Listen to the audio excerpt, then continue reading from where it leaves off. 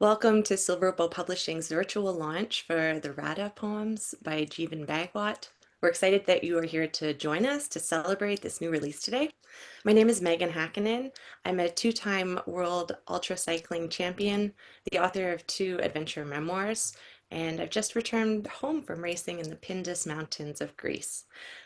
Silver Bow Publishing is an independent, creative book publisher committed to great literature in all genres. Candice James is at the helm of Silver Bow as general manager. Silver Bow Publishing is located in Greater Vancouver, BC, and typically publishes both poetry and fiction, 20 to 30 books annually, by emerging and established international writers. If you would like to purchase a print version of this book, please contact your local bookstore. Ask them to order a copy of the book from Ingram Distribution. Today we have General Manager Candice James here, and I'll invite her to speak a little bit about working with the author and bringing this collection to life. Welcome, Candice. Thanks, Megan, and always I thank you for being such a wonderful host, so gracious, so welcoming, so warm, and I could go on forever, but I'll get to the other stuff now, and it's my pleasure to be the publisher of Jeevan Bhagwat's wonderful, wonderful book of poetry, the Radha Poems. It's a tribute to his deceased mother, and when I first received the manuscript, I was just really blown away by the depth of the feeling put into the poems. It almost takes the reader to another platform of reality, or should I say eternity. It transports the reader. It's a wonderful, wonderful job. Jeevan is a writer that's going to really do well. He's going to, he's young, so he's got lots of time to make us a mark, and he's made it with me, so I'm sure, and I'm not easy to make a mark with. He's made his mark with me. He's going to do well, and he has my blessing going forward. Jeevan, all the best to you, and everybody at this Zoom. You're lucky to be here. Those that didn't come, I feel sorry for them. So I will now turn it back to Megan. I think you're going to give Jeevan a bit of an intro, right? Thanks for that, Candice. Okay, there we go. So Jeevan Bhagwat's work has been widely published in renowned literary journals across Canada, the US, and internationally. His poetry has been anthologized by Scarborough Arts, the Ontario Poetry Society, the Canadian Authors Association, and appears in the National Poetry Registry of Canada. He has also been published by major nonprofit organizations, the Archaeological Institute of America, Poets Against War, War Child Canada, and War Child USA.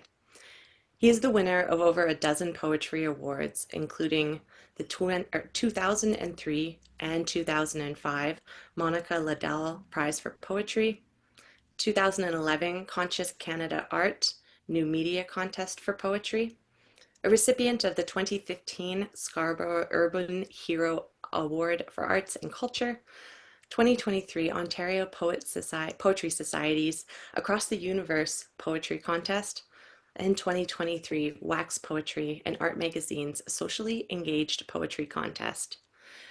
Jeevan is the author of The Weight of Dreams, 2012 by In Publications, which appeared on CBC Books' Your Ultimate Canadian Poetry List, and was critically acclaimed, and the critically acclaimed poetry book Luminescence, 2020 in Publications. He's the co-founder and co-facilitator of the Scarborough Poetry Club. Welcome, Jeevan. We're really excited to hear from you today. Thank you so much, Megan. Before I begin, I would be remiss if I did not express my sincere gratitude to the team at Silver Bow Publishing for not only publishing my manuscript, but for receiving me so warmly, and particularly Candice, who was so generous with her time and so welcoming to me. So I just want to, take this opportunity to thank you, Candice, and the entire team at Silver Bow Publishing for having me here today. So my book is the Radha Poems, which I have a copy of here. And this particular book is a book about grief and how grief has affected me from a very multifaceted perspective after the passing of my mother in 2021. It was a sudden passing, and it took us all by surprise. By us, I'm referring to my family. And this impacted me greatly because my mother was not just someone who I looked up to. She was very much my champion, my protector, and one person who I was extremely close to in my life. So when she suddenly departed, it left a very big gaping hole in me. And being a poet, one of the ways in which I tend to deal with my emotions is through writing. And I found that the writing of this book was not only necessary for me, it was very cathartic in a sense, both for myself and for my family. The poems in this book represent my journey through the topography of grief and how I moved from a place of mourning to one of acceptance. And I really hope that individuals who read this book can find some comfort in the words, and that these words will help them to move from a place of grief to one of acceptance and comfort if they're going through a similar journey. So the poems, there are 68 poems in this book. Most of them are pretty short. So I will read a few of these poems for you and try to give some context to what gave rise to these particular poems. The first poem I'm going to read to you, which is number one in the book, of course, was a poem I always had in my mind long before my mom passed. And I think it's self-explanatory when you have this very short poem, but it expresses a fear that I had. So I'll read it to you. It's number one in the book. These are the poems I never wanted to write, the ones whose words are washed with tears and blended with the blood of you. The second poem follows the same theme, the first poem, right? That fear of what might happen in the future. And the funny thing about grief is that it need not necessarily begin when we lose someone or things change. It might happen before that, leading up to it. And I think this poem encapsulates that fear and that feeling that I was going through at that time. This is the second poem. Mother, I have grieved you for so long now. Before your heart tired of its rhythm and ceased to sing its song.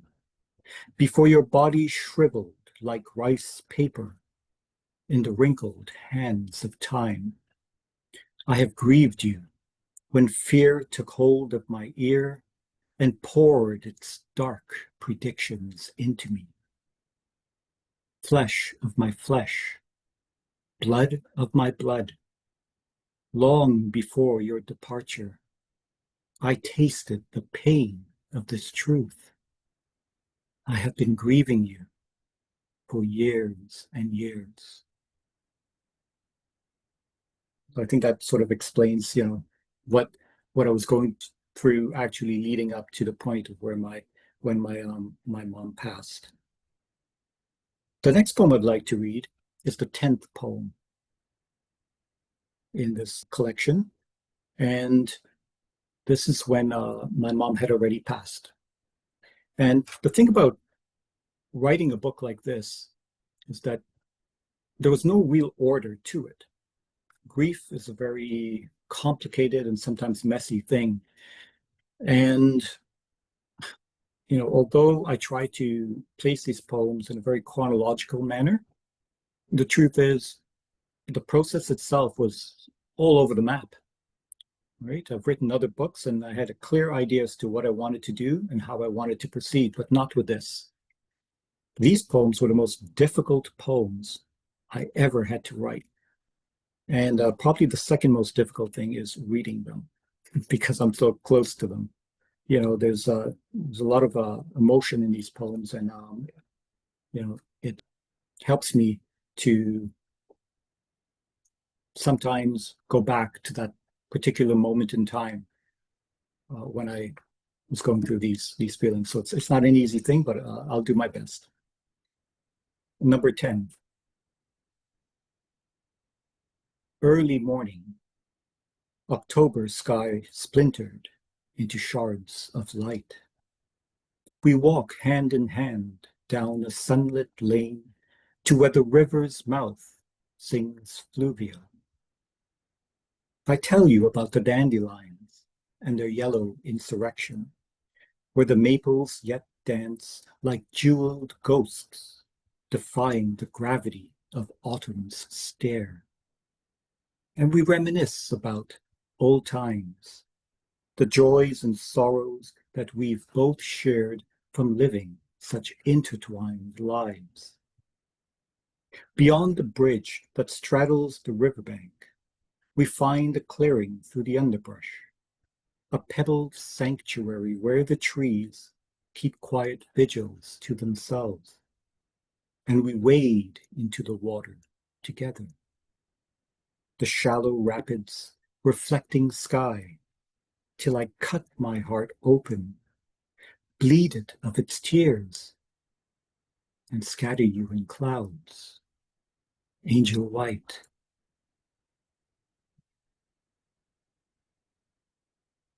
The next poem I'd like to read talks more about being in the thick of it, grappling with these emotions, going through the rawness of grief, and sometimes feeling like you can't go on. This is poem number 17. Help me, for I cannot go on much longer in this tattered and shattered state. I have drunk deeply from the chalice of grief, and its acid corrodes me within. Tongueless to mouth this devastation, my heart is harrowed in a desert of despair, and swallowed in sinking sands of sorrow. I thirst for the oasis that was you. The next poem I'd like to read to you talks about what happens when a person passes. And there are many different religions, different cultures out there that have their opinions on this, and I guess I have mine too. What happens when we pass on? What happens to the body? What happens to the spirit? And I think this poem touches upon that. This is poem 25. Give the body back to the earth. Every bone, every tooth, every atom that was loaned to dress the spirit with matter. Give them all back to the fire that feeds upon the frailty of flesh in the final consummation of clay. Release the essence of all we were, gleaned from the experience of this human condition, back into the beauty of the universal void, into that which forever remains. The next poem, which is poem 29, focuses, I guess, primarily on me. And it's ironic that I'm wearing a blue shirt today, because this poem, blue was also my mom's favorite color. It's my favorite color, it's my mom's favorite color as well. So I kind of felt almost like a little kid grieving when I wrote this poem. Blue child, why do you cry so much? Do you long to see her sweet face? Do you miss her tender touch? Your life has been in shambles and full of so much pain, since she has gone away and will not come again. Blue child, do not grieve so, for there within your heart she will live forever and nevermore shall part. Getting more into the middle of the book, I started to really philosophize, in a sense, about what grief is, what's it all about, and sort of also was drawing my own conclusions about how we deal with grief from an individual perspective. It's one of those things where our shared humanity is really exposed, and we see and find connections in each other. This poem is number 39. Grief is the ashes love bequeaths to our hearts. How to articulate this pain that penetrates to the core of my being? How to verbalize a loss so profound it alters me from within into something, someone unrecognizable without. I think grief changes us in many ways, and particularly when we experience the loss of a loved one, we might question our own mortality, start thinking about our own mortality, and try to encapsulate some type of experience that helps us to move forward and find meaning and value in the life that we live, in the life that we lead.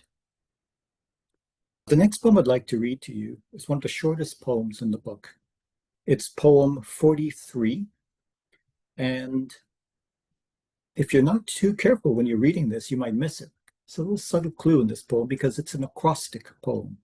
An acrostic poem, for those of you who might not know, is a poem whereby the first letter of every line, when read rather in a vertical manner, spells out a name. And in this particular poem, which is just 5 lines long, the first letter of every line, when taken together, reads Radha, my mom's name. Radiant, red-plumed songbird, ascended, absolved of flesh and fear, devoted mother, matriarch, hero hoisted heavenwards, angel of my heart, hereafter. The next poem, again, talks about grief and trying to understand what grief is, how it affects us, how it shapes us, how it is something that is at once very personal, very individual, and yet can also be something very communal. This poem is number 57. What is the circumference of grief? That it should encompass the breadth of our being. How to identify its edges and define its parameters when it constantly morphs into something new, into a shape without any structure. Bleed a heart full of grief with the memory of love and watch it splatter into infinite fractals. Now, the next poem I'd like to read talks about being whipped up into that whirlwind of grief and all these emotions coming at you, sometimes all at once, often relentless, and losing sight of not only everything but oneself. This is poem number 62. Caught in the fray and fury of it all, I'm wind-whipped in the whirling whiteout, where my eyes cannot see you, nor my hands feel your touch. Tossed and turned and torn within, I fearfully freefall into the unknown, not yet a spirit freed from flesh, but in a discombobulation of being. This sonorous storm scowls and screams and delights in devouring my desires and dreams. It swallows me whole and hurls me about till I wander weathered, withered, and without. The next poem I wrote, I guess I was at a point where I was coming to that point in the journey of grief where I felt like I was starting to accept things. Things started to appear to be a little bit more clear to me. When I wrote this poem, it made me feel a sense of comfort. I was hopeful moving forward. This is poem 66. From birth to death, the cycle is complete. For the soul now takes that final climb to where flesh cannot, spirit meet, but must remain in space and time. The life we all leave behind us is one of illusion and dream. We suffer this human experience for the spirit in us to redeem. Blessed is she who receives God's gift of love to keep. Good mother, you are awakened. It is I who am still asleep. I'll read the last poem in the book for you. I wasn't going to because this is a very difficult poem for me to read, but I'll give it the old college try. Right? This is the 68th poem. You will always be beautiful to me. Come, let us walk together, for the hours grow shorter and the evening sky is burning away at its edges. Autumn hangs on the horizon now, a strawberry cluster of clouds that ripens with each passing day. Soon the trees will blush blood orange, and ribbons of birds will brave the skies in search of perpetual summers. While as yet the dandelions still cry out, their yellow voices fading in the wind to a distant remember us. I know you too must go, must say goodbye and leave behind all the things that you love so. Fear not the road that lies ahead, nor that journey into the unknown. For wherever you are and whatever you do, good mother, my love will find you. Thank you. Thank you for reading us that selection, Jeevan. I feel like you're such a powerful reader. You you really showed the connection that you had with your mother, and then also connected us with you. And yeah, it was a really moving experience for me. So thank you for that. Thank you. I would love to invite some audience questions. I guess I have one to start with. From reading your bio, I can see that you're really community minded, and I was just wondering if you could share how your involvement in the writing community has shaped you as a poet. Thank you for the question, Megan. There's a direct connection between my involvement in the community and my progression as, if you will, as a poet.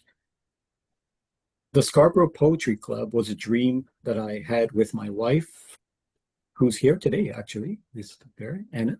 She's here.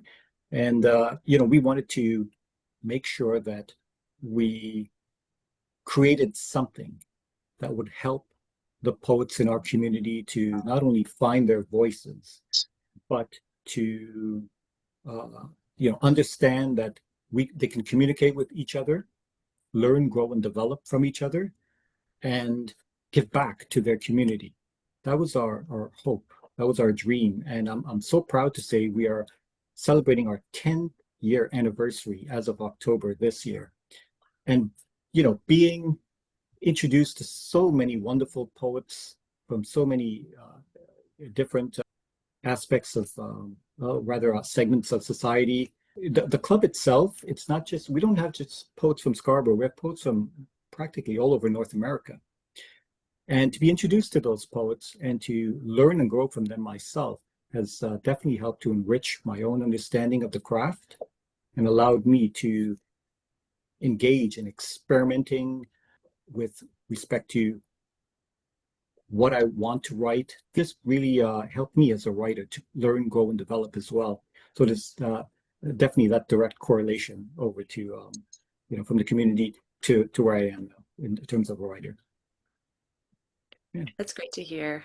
Congratulations on your 10-year anniversary. That is certainly something to celebrate, and it's just really, really magical to think about all the people who've been touched, right? The poets, the readers of those poets, their communities that they're going out and engaging with. Very cool.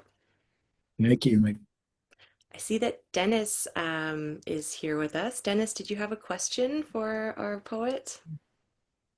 Hi, Megan. Good to see you again. No questions. I just want to wish the poet and the poems well. That is all Thanks, right. Dennis. Good to see you again, Dennis. Same here, Jeevan. And hi, Candace.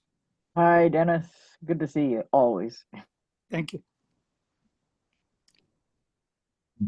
Candace, did you have a question for Jeevan or anything you wanted to bring in here?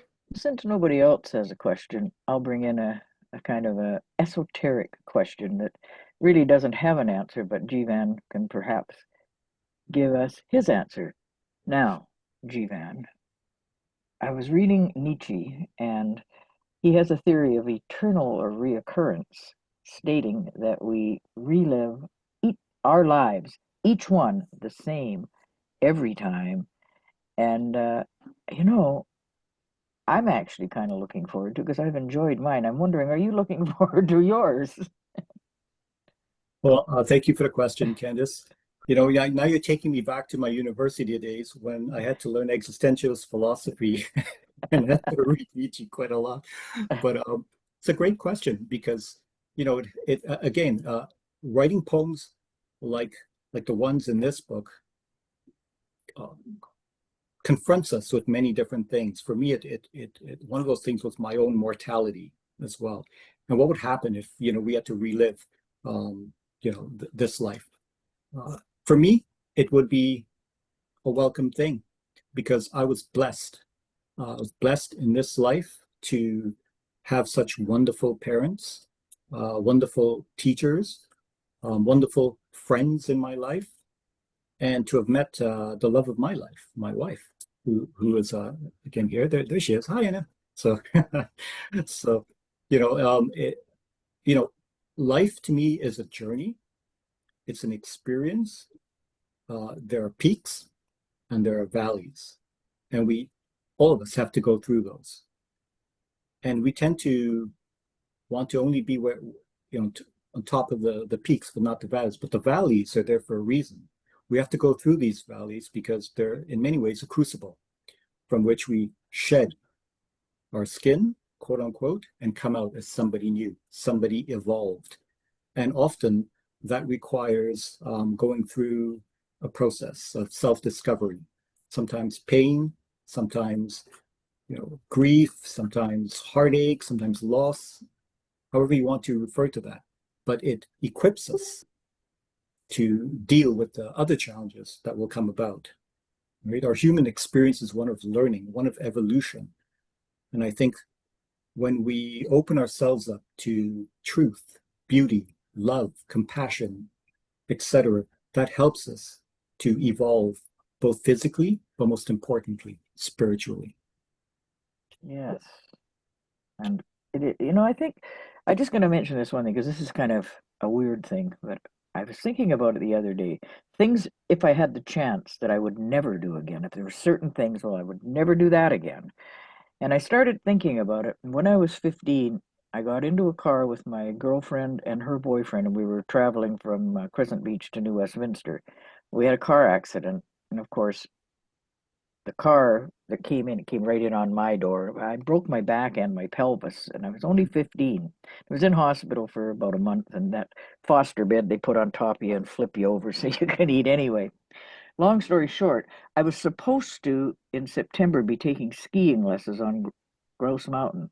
And I thought, well, I'd never get back in that car again. But then I thought, maybe if I hadn't had that accident, which I recovered from nicely, I might have gone up that Grouse Mountain hill and had a terrible skiing accident and died. So everything must happen for a reason.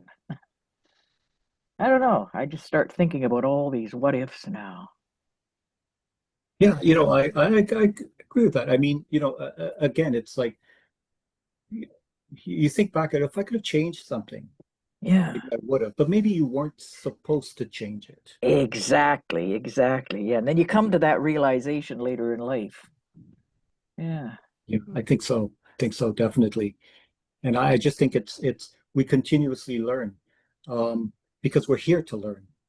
It's one of the reasons why we're here to learn. And hopefully, if we learn about things like truth, beauty, and love, I think that helps us to transcend the darkness that sometimes surrounds us and find hope even in the darkest of days. There's always hope. There's always a light to find, a light to strive towards, and and it's there for our searching and for our finding.